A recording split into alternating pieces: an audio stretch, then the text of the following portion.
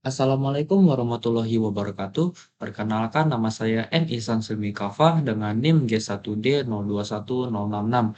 Di sini saya akan membahas UAS Fisika nomor 16. Soal ini berkaitan dengan kerja dan energi, yang dimana juga dikaitkan dengan energi non-konservatif, yang berkaitan juga dengan energi kinetik dan energi potensial, serta adanya gaya gesek yang terjadi pada kasus ini.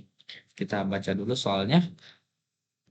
Sebuah balok dengan massa 5 kilogram diberikan kecepatan awal 8 meter per sekon untuk menaiki bidang miring yang memiliki kemiringan 30 derajat.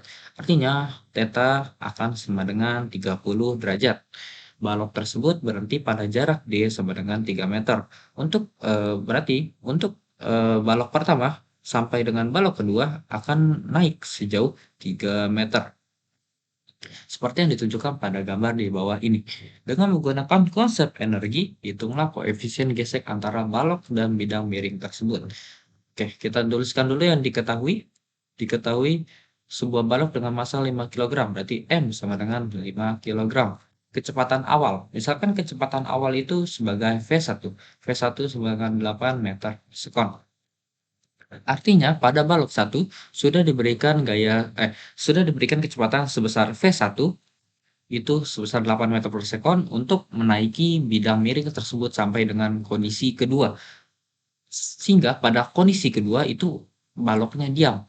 Artinya untuk V2 itu sama dengan 0. Kita lanjut. Untuk menaiki bidang miring yang memiliki kemiringan 30 derajat. Berarti tetanya sama dengan 30 derajat. Balok tersebut berhenti pada jarak D sama dengan 3 meter. Oke, langsung yang ditanyakan adalah koefisien gesek. Berarti kita akan mencari nya berapa. Kita jawab.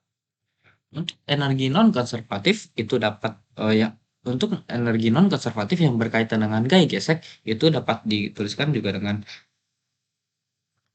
W non-konservatif sama dengan negatif dari gaya gesek kinetis dikali D atau perpindahan balok.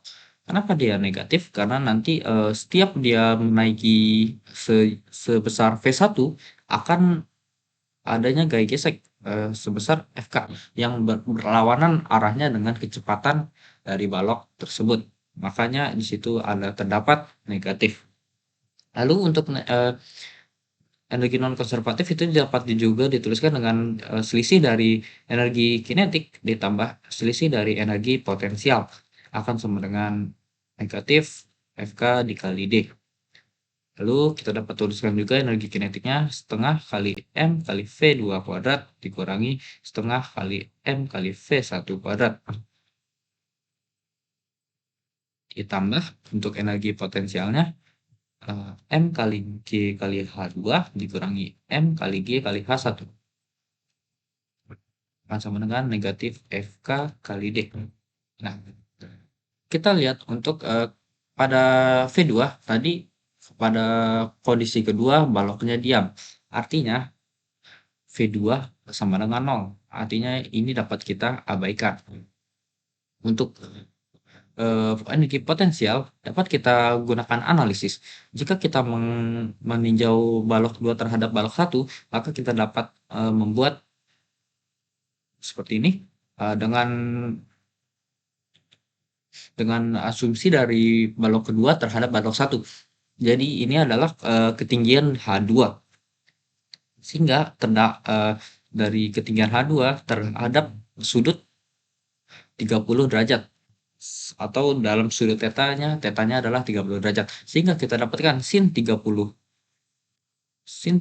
derajat akan sama dengan depan miring. Depannya adalah H2 dan miringnya adalah 3 meter karena balok itu bergerak sejauh dari balok 1 ke balok 2 sejauh 3 meter.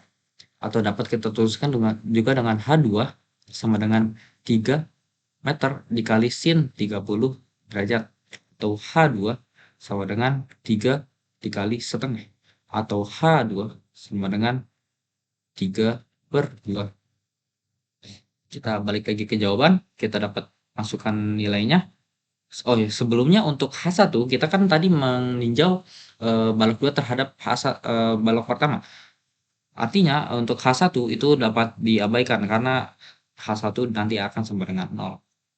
Kita lanjut untuk min setengah dikali masanya adalah 5 kg, V1-nya adalah 8 kuadrat, ditambah masanya untuk energi potensial masanya adalah 5 kg,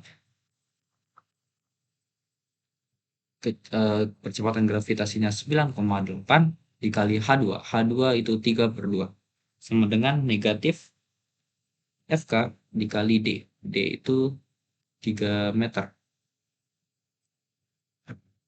Maka kita dapatkan FK sama dengan min setengah kali 5 kali 8 kuadrat min 160 ditambah 5 dikali 9,8 dikali 3/2 73,5 dibagi dengan negatif 3. Maka kita dapatkan FK sama dengan 28,8 Newton. Nah, kita dapatkan gaya gesek kinetisnya. Namun, kita mencari koefisien gesek. Namun, kita juga dapatkan untuk kita ketahui untuk gaya gesek itu akan sama dengan μk dikali gaya normal. Namun, kita pada kasus ini kita tidak tahu gaya normalnya berapa. Maka kita dapat meneruskan analisis lagi untuk gambar ini sebagai berikut. Nah, ini kan untuk kondisi pertama dan ini untuk kondisi kedua. Dan pada balok pertama terdapat gaya normal ke atas dan terdapat gaya berat terhadap lantai adalah W. Sehingga pada sumbu Y itu terdapat juga W cos theta yang diapit dengan sudut theta atau tetanya sama dengan 30 derajat. Saat kita meninjau pada sumbu Y itu dengan sigma Fy sama dengan 0, maka kita dapatkan N kurang W cos theta dengan asumsi untuk arah ke atas adalah positif dan untuk arah ke bawah adalah negatif. Sehingga kita dapatkan juga N sama dengan W cos theta atau M sama dengan MG cos theta. Sehingga gaya normal kita dapat tuliskan juga sebagai MG cos theta.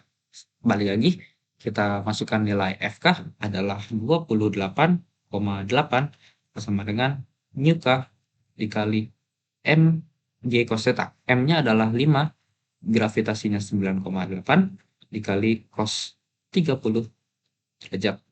Sehingga kita dapatkan μk sama dengan 28,8 dibagi 5 kali 9,8 dikali cos 30 derajat. Sehingga kita dapatkan koefisien geseknya adalah 0,679. Jadi kita mendapatkan untuk balok 1 saat diberikan kecepatan awal 8 meter per second sampai dengan berhenti pada jarak 3 meter, koefisien gesek yang terjadi pada balok dan bidang miring tersebut adalah 0,679. Sekian.